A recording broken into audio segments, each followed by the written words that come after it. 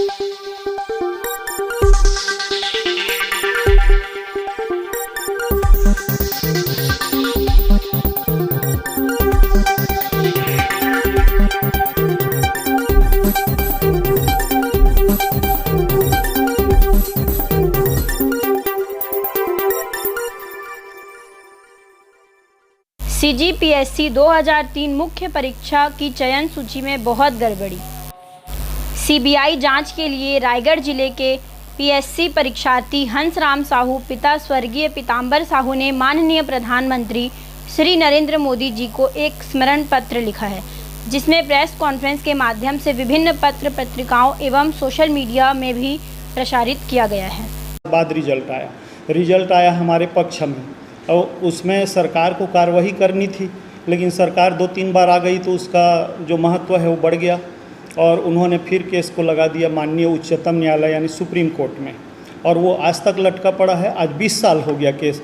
यदि कैरियर से संबंधित केस में 20 साल लग जाए सुनवाई में, तो इस बड़े लोकतंत्र में क्या कह सकते हैं आप ये बताइए।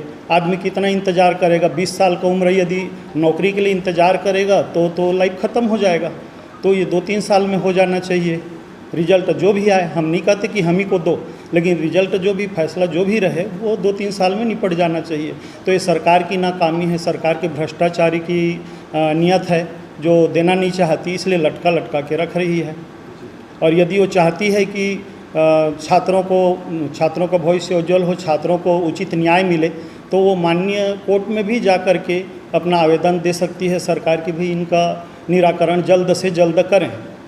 अभी तत्काल में 2023 का केस हाई कोर्ट में लगा था, उसके बाद भी उन्होंने तत्काल एकदम जल्दी में CBI जांच कराने के लिए खड़े हो गए, क्योंकि ये सरकार दूसरी की थी, गलती दूसरी की थी, लेकिन उनकी खुद की गलती है बीजेपी की, तो उसको तो सुधारें।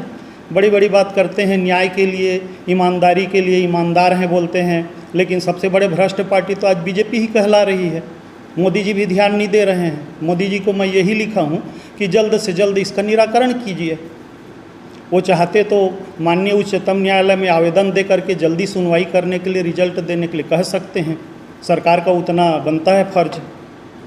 यही मेरी मांग है जी। 20 साल हो गए, इतना लंबा समय हो गया जी। इस लड़ाई में आप अकेले हैं कि और थे, लेकिन सब धीरे धीरे अपने अपने जीविकोपार्जन के लिए लग गए हैं। तो किसी को ये नहीं है कि अब भाई क्या करें क्या ना करें, सब अपने अपने में जाके बैठ गए हैं। कोई चाय ठेला चला रहा है, कोई छोटा मोटा नौकरी ज्वाइन कर लिया, कोई कहीं और रोज़गार कर लिया। और मैं जो है जिद में अड़ा हूँ, क्योंकि मेरा पेपर बहुत अच्छा था, बहुत ज़्यादा नंबर था, टॉप में था, इसलिए मैं चाह रहा हूँ कि मुझे एक बार पद मिले। उनका डाटा है सर आपके पास में? सारे डाटा थे, लेकिन वो डाटा को निकालने के लिए इन्होंने लूटने के लिए मेरे को उठवा लिए थे।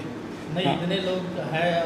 हाँ, वो सब है पूरा 93,000 2003 का डाटा है, 93,000 छात्र, और 1,10,000 2005 का है। दोनों का केस है एक साथ, 2003 और 5 का।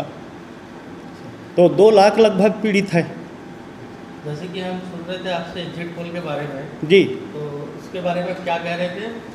इसके बारे में मैं ये कह रहा हूँ कि मैं कुछ साधना भी करता हूँ। अब चूँकि इतने दिन हो गया मुझे पढ़ते पढ़ते, तो मैंने कुछ सिद्धि किया कि सरकार को सबक सिखाऊं, और सरकार को सबक सिखाने के नियत से ही मैं सिद्धि किया। और आज मैं जो भी बोलता हूँ वो सीट आता है, लोग माने या ना माने, लेकिन रिजल्ट आप देख लीजिएगा, आएगा तो, है ना। जो मैं बोल रहा हूँ कि मैंने लेटर में भी लिख दिया है प्रधानमंत्री जी को, माननीय मोदी जी को, कि यदि मेरी बात को नहीं सुने, मेरी बात अनसुनी किए, तो मैं आपको 224 में समेट दूंगा। तो ये मैं नहीं समेटूंगा, जो भी मेरा शक्ति है या जो भी मेरे पास कुछ आशीर्वाद है वो समेटेगा। यानी आपका कहना ये है कि आपको पूर्वाभास हो जाता है? हाँ, पूर्वाभास 4 महीना 5 महीना पहले पूर्वाभास हो जाता है। और ये मतदान का तो तरीका ही ऐसा है कि 6 महीना पहले मतदाता जो है अपना मूड बना लेती है, किसी को बोलने की ज़रूरत नहीं। उसमें ना पैसे का असर होता है, ना शराब का असर होता है। हम लोग बोलते ज़रूर हैं शराब बांट के जीत गया, लेकिन नहीं, 6 महीना पहले होता है। यदि 6 महीना पहले असर नहीं होता तो भूपेश बघेल नहीं हारता, 6 महीना पहले असर नहीं होता तो पहले रमन सिंह नहीं हारता, जो इतना मोबाइल बांटे थे, 45 लाख मोबाइल बांटे लोगों को, और क्या बोलते हैं 400 करोड़ का तेंदुपत्ता बोनस दिए, 2100 करोड़ का धान बोनस। उसके बाद भी क्यों हारे?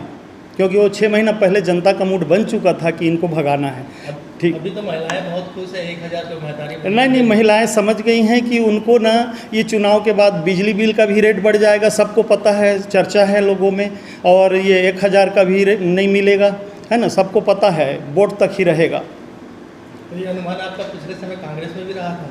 हाँ, मैं कांग्रेस को पिछले बार बोला था, भूपेश बघेल जी को बोला था कि भाई मुझे एक पद देना, और उनके पिताजी अगवानी किए थे, उनके साथ मैं 9 महीने घूमा नंद कुमार बघेल जी के साथ, और पूरा उनको मैं पहले बता दिया था 6 महीना पहले कि हमारी 63 से 68 सीट के बीच रहेगा, और आया वही 68।